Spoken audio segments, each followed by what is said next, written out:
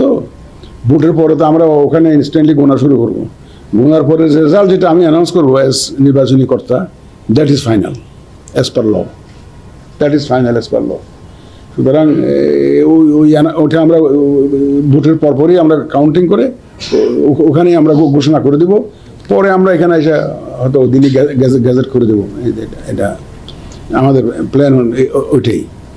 আপনারা জানেন এবং আপনাদের মাধ্যমে সারা দেশবাসী, জাতি, পুরা জাতি এবং বিশ্ববাসী জানে যে আমাদের একজন নতুন রাষ্ট্রপতি নির্বাচিত হবেন। 13 তারিখে মনোনয়নপত্র দাখিলের সময় ছিল। 13 তারিখ আমরা মনোনয়নপত্র গ্রহণ করেছি। আমরা 3টে মনোনয়নপত্র পেয়েছি। 11 দলীয় ঐক্যের পক্ষে 2টো, আর বর্তমান যে সরকারি দল বিএনপির পক্ষ থেকে 1টা। বিএনপির ক্যান্ডিডেট হচ্ছে মির্জা ফখরুল ইসলাম আলমগীর, আর 11 দলীয় ঐক্যের পক্ষে আপনার ডক্টর অলি আহমদ বীর বিক্রম।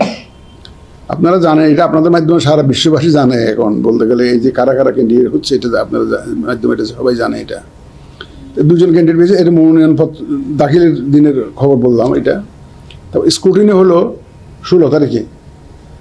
এখানে আমাদেরকে হেল্প করেছেন জাতীয় সংসদ সচিবালয়। ওই যে সিগনেচার একটু ভেরিফাই করা লাগে, তো যারা প্রস্তাবক এবং সমর্থক এদের সিগনেচারটা ভেরিফাই করা লাগে, যাচাই বাছাই করা লাগে। এটা পার্লামেন্ট থেকে ওনারা যে রেজিস্টারে ওনারা শপথ নেওয়ার দিন যে রেজিস্টারে ওনারা স্বাক্ষর করেছেন, এমপি হিসাবে স্বাক্ষর করেছেন, সেই রেজিস্টারটা সহ নিয়ে আসেন ওনারা। আমরা মিলিয়ে দেখেছি যে প্রস্তাবক এবং সমর্থকের সিগনেচার ঠিক আছে কিনা। এটা সব ঠিক আছে, কোনো অসুবিধা নেই। তাহলে আমরা 3টে ভ্যালিড মনোনয়ন পেয়েছি। 11 দলীয় ঐক্যের 2টো ভ্যালিড, এবং সরকারি দল যে বর্তমান বিএনপি ওনাদের মনোনয়নটাও ভ্যালিড। 3টে মনোনয়নটাও ভ্যালিড পেয়েছি। এখন উইথড্রয়ালের দিন গতকালকে ছিল বোধ 18 তারিখ উইথড্রয়ালের দিন কেউ উইথড্র করে নাই।